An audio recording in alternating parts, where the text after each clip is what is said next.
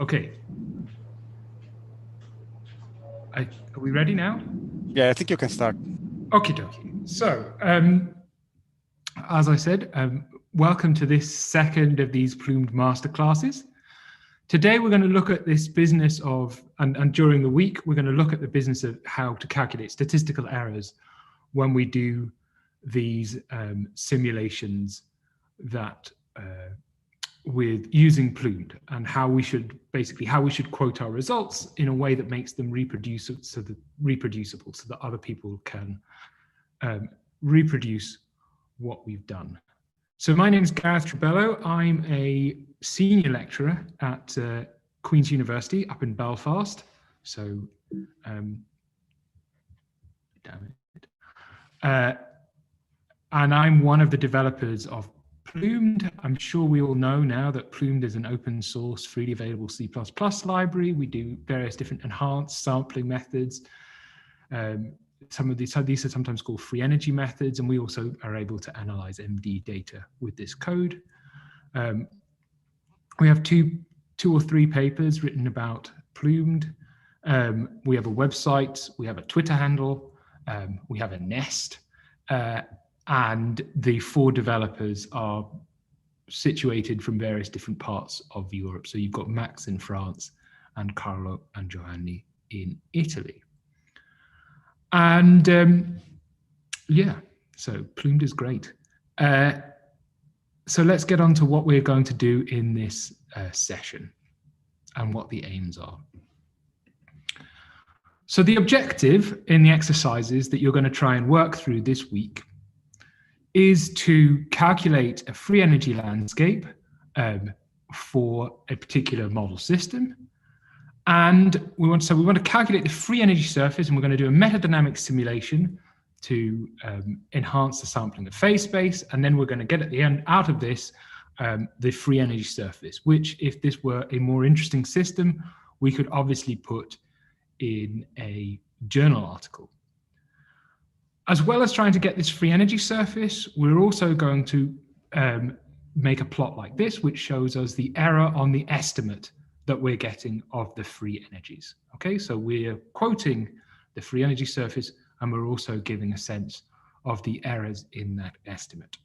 Okay, now, if we think about what we're doing there, the most important word on this slide is this word estimate. And what we're going to be spending a lot of time on in the exercises is thinking about why the free energy surface is an estimate and what that means in terms of how we should report our results. So given that we know that we're estimating this quantity, what should we do when we report the results in order to ensure that, like I said, these things can be reproduced? So I just want to give before we get into the sort of theory of that, I just want to give a sort of sense of how this all fits together.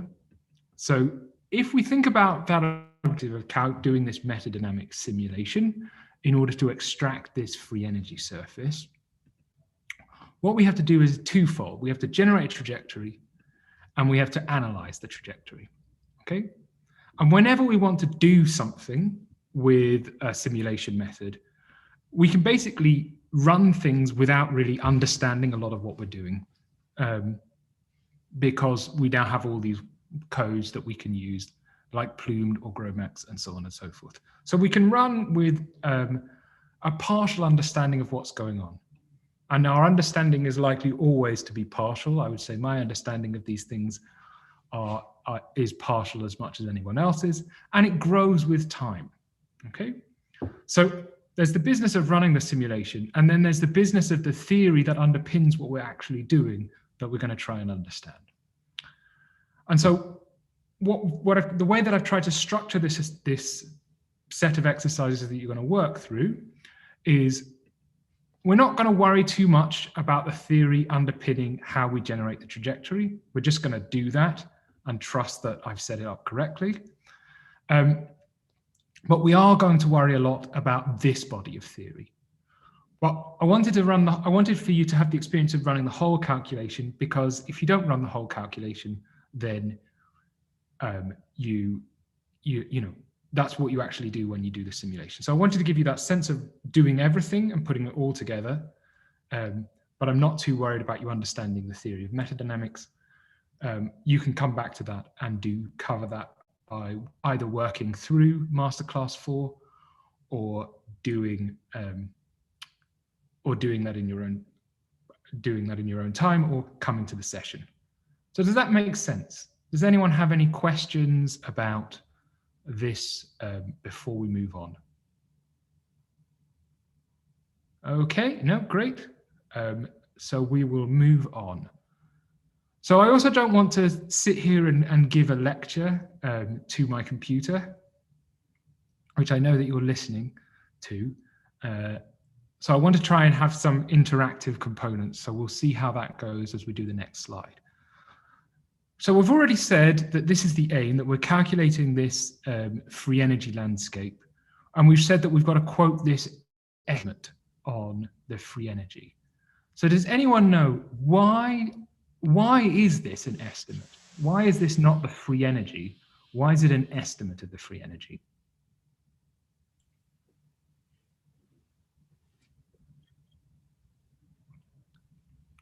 I think the main missing component is entropy, which you usually don't calculate explicitly. Okay, yeah, we don't calculate entropy explicitly, but someone else, maybe, thank you very much, Lavi. Someone else maybe want to dive in. Are we incorporating entropy when we calculate this free energy by doing a metadynamic simulation? Technically, we should also be included the entropy. I mean, maybe it's estimate because it depends only on the trajectory that we have. Okay, great. Thank you, whoever that was. So it only depends on the trajectory that we have, and there is also the inclusion of entropy. So why does the fact that it depends on it depends on the trajectory that we obtain matter? I think we can't really tell if the trajectory converged, so that we know that we discovered all the phase space. So we don't know if the free energy is then really the correct free energy surface. Okay, great. So we don't know that the free energy is the correct free energy surface because we don't know that this thing has converged. How long would we have to run the trajectory for in order to be absolutely certain that our simulation had converged? Too long? Too long. How long is too long? Infinitely long. We'd have to run an infinitely long trajectory in order to converge everything, because convergence happens when we go to infinity. So anyone know why? So why is this thing an estimate? Because every frame in an MD trajectory is a sample from a distribution. Exactly, because every frame in our MD trajectory is a sample from a distribution. And we only have a finite number of those samples, so we're only getting an estimate of any quantity that we calculate from that, because all of these quantities are averages. Yeah? Is everyone happy with that idea? So we're basically dealing with averages, and we're calculating them from a finite number of samples. So that's the first point to be made about this thing, about this business. I put that question in there. Should have really looked at my slides. That's exciting. Okay, so exactly, we treat the CV values that we get during the trajectory as samples from some probability distribution. And as such, each of those CV values that we get out is a random variable. So what you'll see is we use the symbol S of t to talk about the values of the CV. And then what we're trying to estimate is P of S. And P of S is proportional to e to the minus beta f of S. What is f of S in this expression? Anyone want to dive in?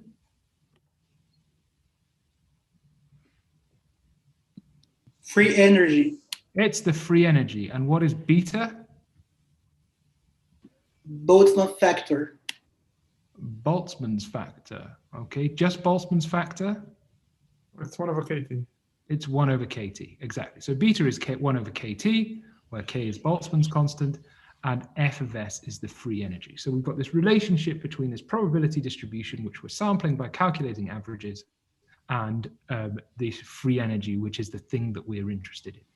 Okay, so if we're able to get out that P of S, we can get out F of S. Okay, oh, God damn it. So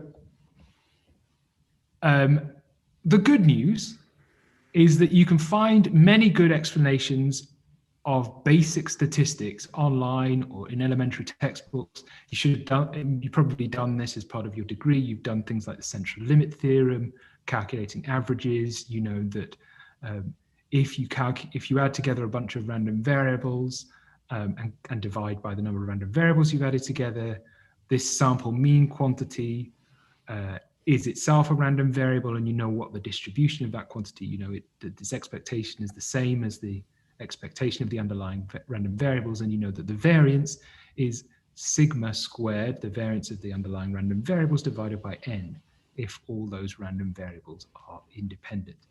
If you don't know those things, don't worry, we'll go through them again in the tutorial.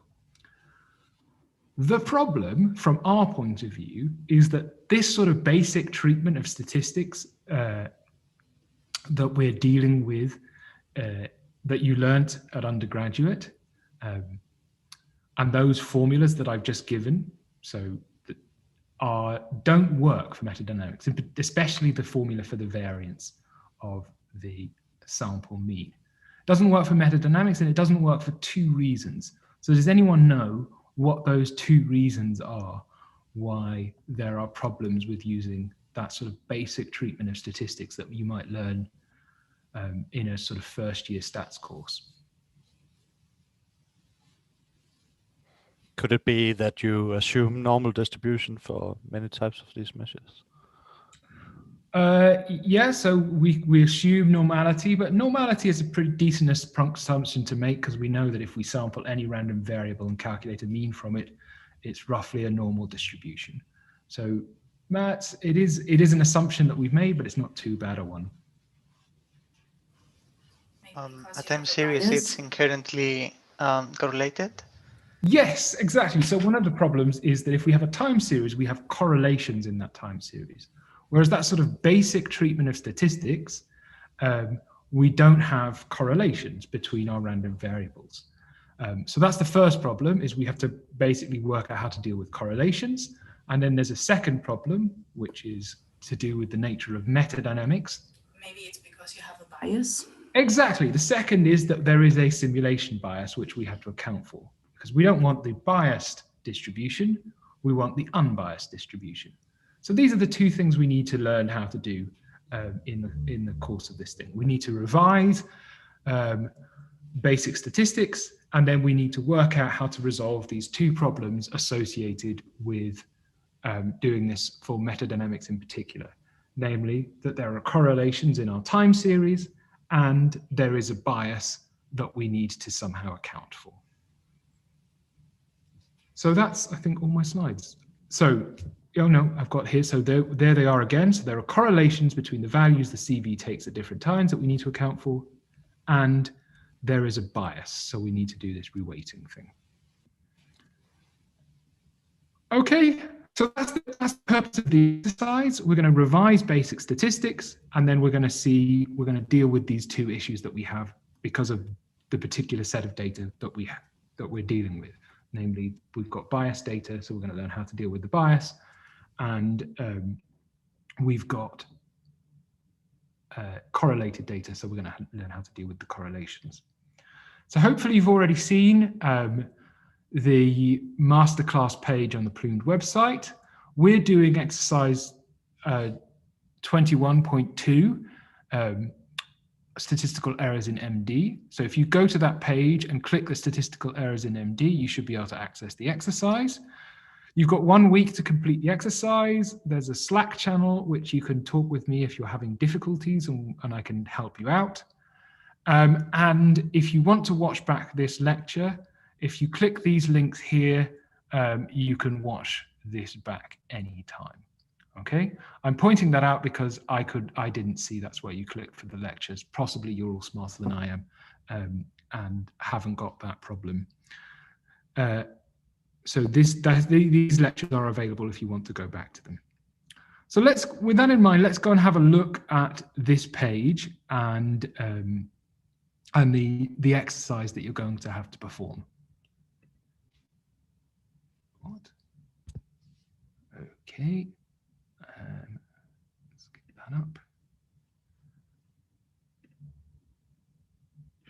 Screen. Okay. So here's the masterclass page. I'm assuming you can see that, yes? Okay, great. So we're going to do this statistical errors in MD exercise. So there's basically, you can see that there is a list of those objectives that I've just talked about, that we're going to try and complete in this exercise. There's information about setting up PLUMED, which is basically, if you've done the exercises from last week, then you can just follow what Max showed you how to do in terms of setting things up. There are some resources that you can download from GitHub. They're available there and ready to go now. So you just download those resources. And then what you'll see is that in this exercise, throughout this exercise, you've got loads of links which will provide you with information on theory. So I've just linked in the notes that I provide to my undergraduate students because I teach statistical mechanics. So if you click on there, you see here we've got some notes on the canonical NVT ensemble. I don't know why they're taking so long to load. It's very annoying.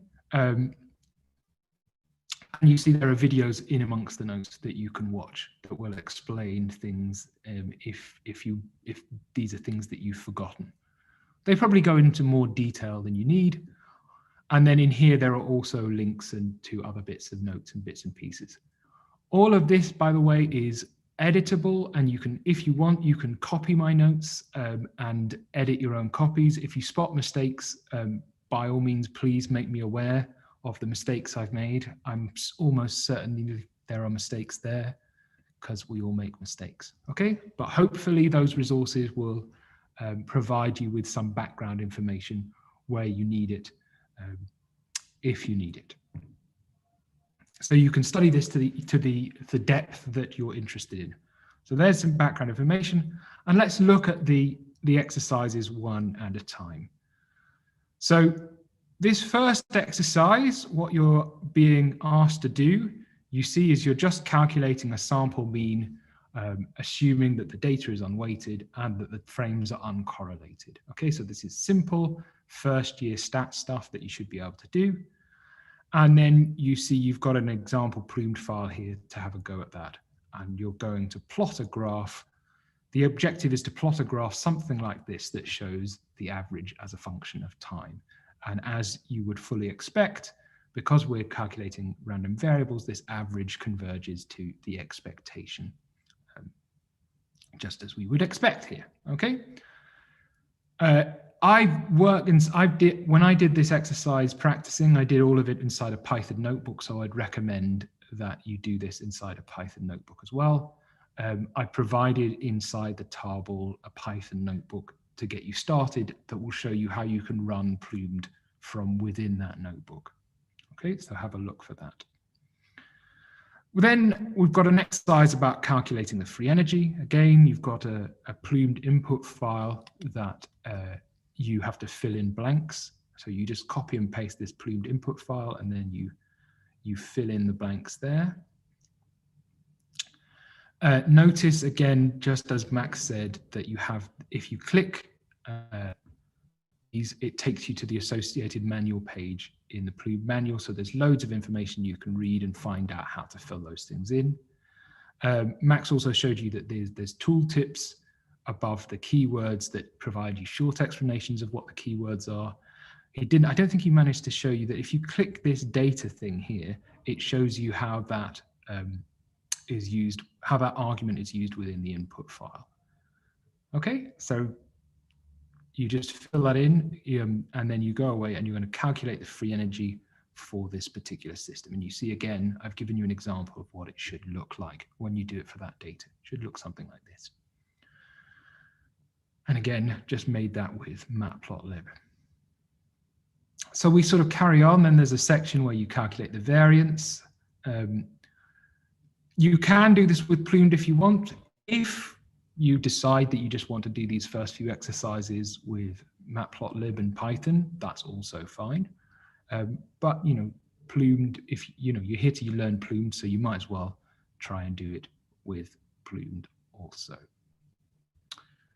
And again, you see that the variance of the quantities, that's the fluctuations along the CV, you see that that converges much like the expectation. Okay, so then we start talking about calculating block average. So we're going to block averages. So we're going to divide our trajectory into multiple blocks, and we're going to calculate one average separately from each blocks. And what we see when we do that is that the spread of those points, the variance in those block averages, is considerably smaller than the variance of the underlying random variable. That's because of the expression for the variance of a mean is the variance of the underlying random variable divided by the number of random variables that were used to calculate the mean, standard first year stats. So you make a graph like that. And as you can see, there is that expression that relates the variance of our sample mean with the variance of the underlying random variable. And then we talk a little bit about basically taking that idea and applying it to calculating the free energy with an error bar from that first data set, which, remember, doesn't contain the correlations and it doesn't contain the it doesn't have a bias.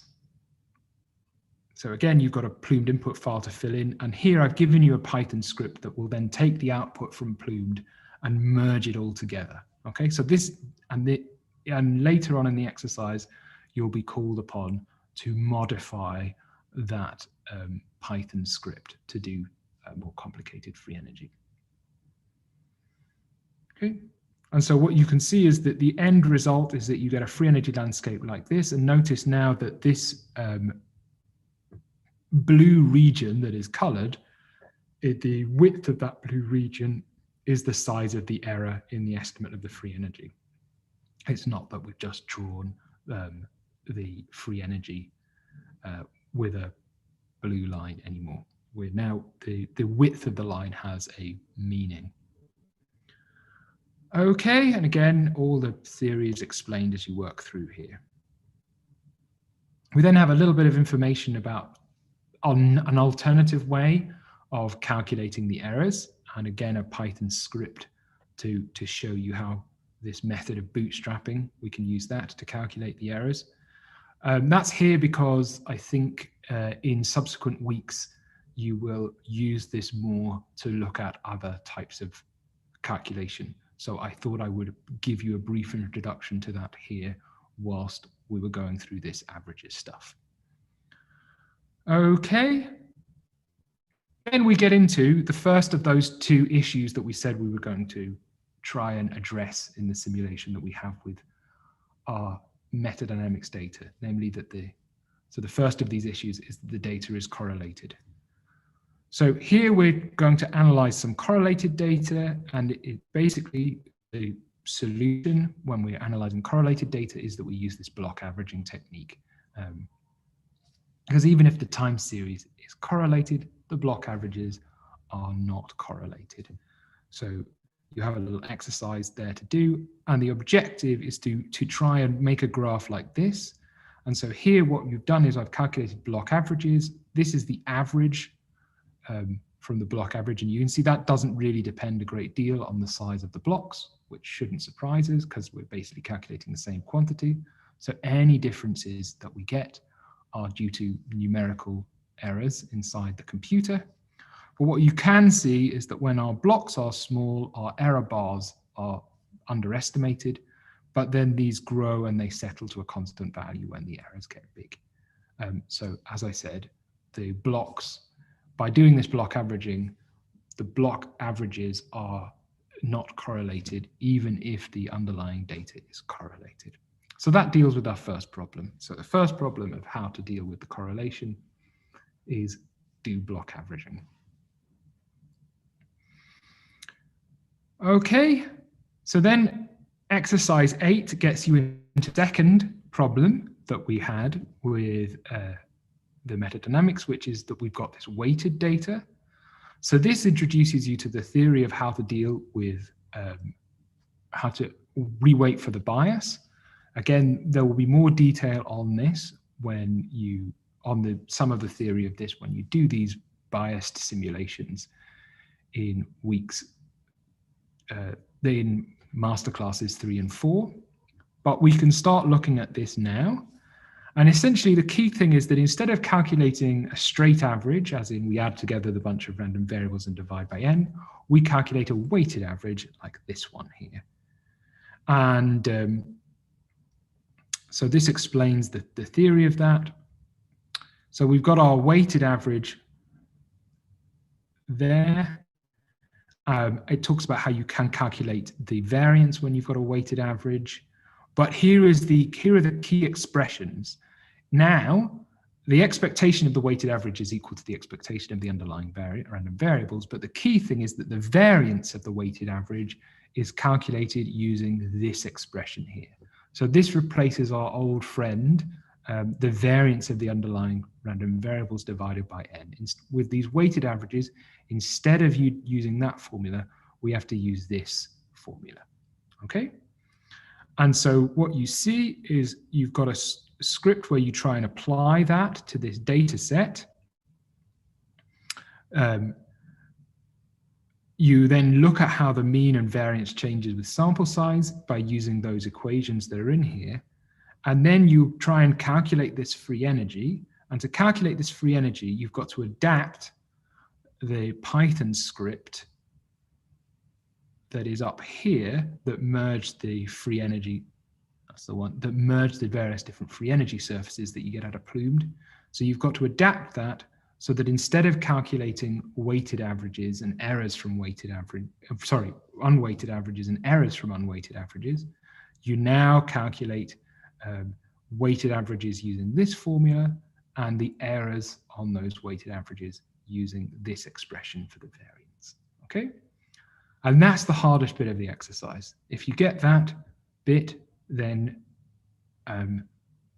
you are in a very good place in order to complete things. So this is where things get difficult, and this is where I'm expecting some questions on the Slack channel. Okay. So that's that exercise. So now we've dealt with those two issues. We've dealt with the issue of correlation. We've dealt with the issue of the weighted averages. So now we're ready to do an exercise 9. We run the metadynamics simulation. So you see it tells you how to do the metadynamics simulation. We're simulating this Leonard-Jones system. So it's 7 atoms of Leonard-Jones and they're confined to 2 dimensions. So this has a 4 minima in the energy landscape, and we're looking at the relative free energies of these 4 structures.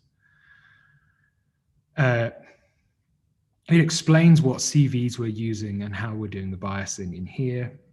And then you've got a plumed input. So it explains what you have to do in that plumed input. So this is using theory that we're not worried too much about, but I think you should still be able to complete all the various bits in that plumed input file, even if you can't, even though maybe you don't fully understand the theory underlying these things, you can still go look at the manual and fill in that input. It then tells you how to run. We're then doing this to actually generate the weights. And then there is the free energy surface and the errors that you're going to calculate. Now I've calculated the dimensional free energy surface. I have to be honest. I did this, so these are done with matplotlib. I found making these figures with Matplotlib's a real pain, but maybe that's because I'm not very good with Matplotlib. So if you're struggling to get the two-dimensional free energy surface, it's fine to revert to a one-dimensional free energy surface and to just calculate the free energy as a function of one of these CVs. And then you can use what's in the previous exercises. If you're good with Matplotlib though, and you're happy to do contour plots, then it's worth putting the effort in to try and reproduce those images that I'm showing there. And if you can do it better than I can without using any nasty tricks, which I will show you the nasty tricks that I had to use next Monday, all the better. We can improve my solutions together.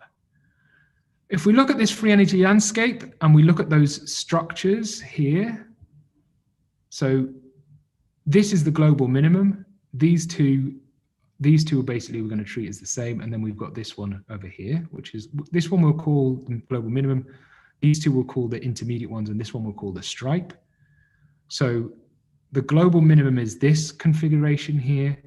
The two intermediate energy ones are these two. I can't remember which way around they are, sorry.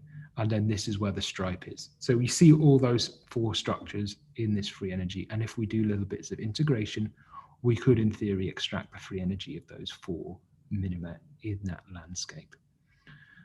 Okay, so that's there we go. That's the free energy. And then the last thing that we want to do is look at basically how the size of the blocks, how the averages that we get out depend on the size of the blocks, how the error, sorry, depends on the size of blocks, which is this graph here, which is basically taking one of the ideas when you first looked at that.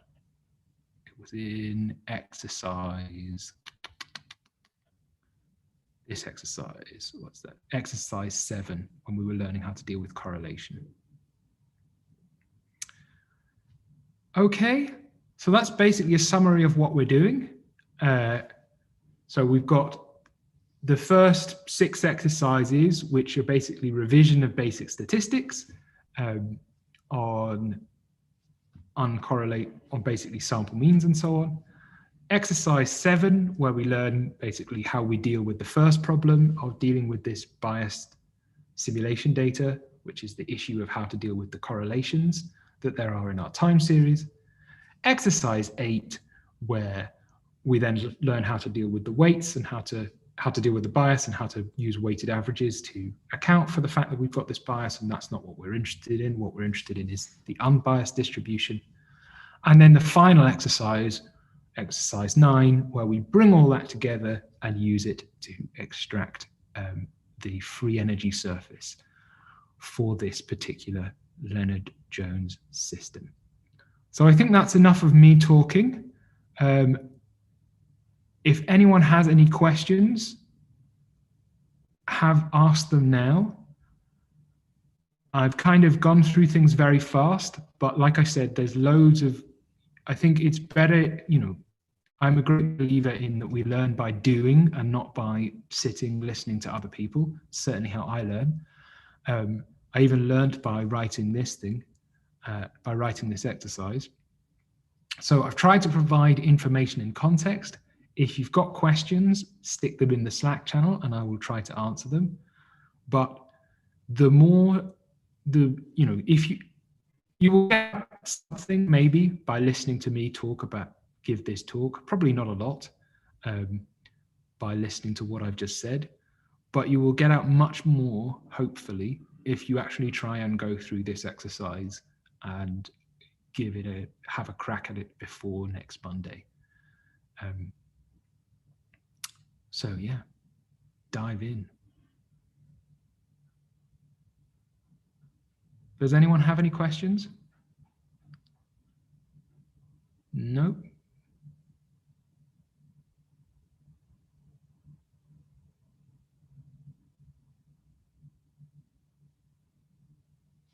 Is everyone excited to try this? Yes, people are nodding. I like the excitement. Great.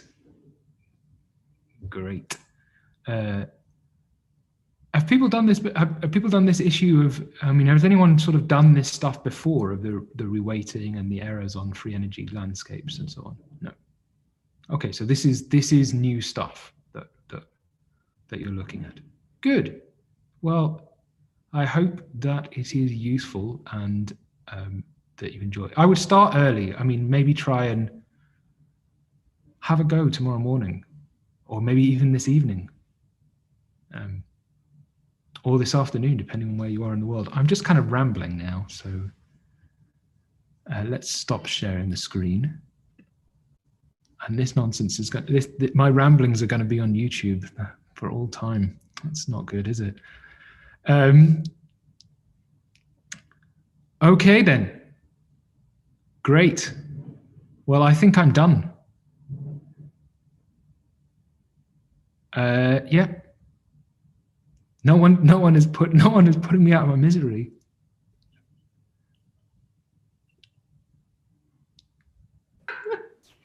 Oh, I just want to comment that okay, thank you very much for your explanation today. Okay. And of course, it's very useful because we may use these tools every day. So we may use PLUMED every day, but sometimes we forget that making these calculations by ourselves and caring about the statistics behind and so on. So thank you very much, because I think that the importance of these master classes is that we go through through all the theory, and there is a lot of independent work that will help us to understand better this work. So thank you very much. Yeah, no problem. Thank you, Karen. Okay. Just one small comment, perhaps Yes. from my point of view. Maybe I would have appreciated a little bit more of theory somehow when we were doing this part, like from your side, because I do feel that we were a little bit fast on all the stuff. I do understand that a lot of things are already in the exercise, so I see that I might be a little bit redundant. Nonetheless, I think we should all give it a try and let's see how it goes. Yeah, Oscar. Well, I'll check in with you next week and see how it goes. Because, like I said, there's loads of theory, and there's, if you'd like listening to my voice, I have videos online where I explain things very slowly, so you can listen to me at length. And I actually, as opposed to just rambling on as I have done here, I actually write down what I'm going to say and then stick to the script when I make those videos. So I think they're better because I'm not ad-libbing. Okay, thank you. No problem. Hello, Gareth. Yes, hello, Srinath. You didn't introduce yourself. I'm sorry about that. I got a bit lost with... It's okay. I'm Srinath from India. I work in JNCSR Bangalore with Professor Bala. And I work on supramolecular self-assemblies, mostly supramolecular polymers. Okay. I wanted to thank you for including reweighting in this particular session, because a couple of years ago I had tried reweighting for doing wall corrections and generate a free energy landscape, but I failed miserably. I'm hoping that I learn from this exercise and probably be able to produce the free energy landscape successfully now. Okay, good. I think we're maybe Max and Giovanni want to comment on this. There's going to be more on reweighting when you do umbrella sampling and metadynamics. Yes. Okay. In the next two lectures. In the next two masterclasses. Yes. So here we're focusing on like the business of calculating a weighted average, and we're doing it in the context of a metadynamics, because let's face it, that's what we do. But the theory of that Max and Giovanni will go into more detail. It is you next week, isn't it, Max? Umbrella sampling in 2 weeks. Umbrella sampling. Yeah, sorry, it's me next week. I know. In 1 month. Yeah, you should know. Yeah, exactly. It's me next week. It's Max the week after doing umbrella sampling, and then in 2 weeks after that, it will be Giovanni doing metadynamics. Yeah, the other way around. Okay. The other way around. So Giovanni will be doing umbrella sampling. Don't worry. It doesn't matter, actually. And then Max will be doing metadynamics. Yeah, but basically, some Italian person will be talking. Sure. Thanks to you all. No problem. Okay. Any more? Okay, then. I think we can stop the stream.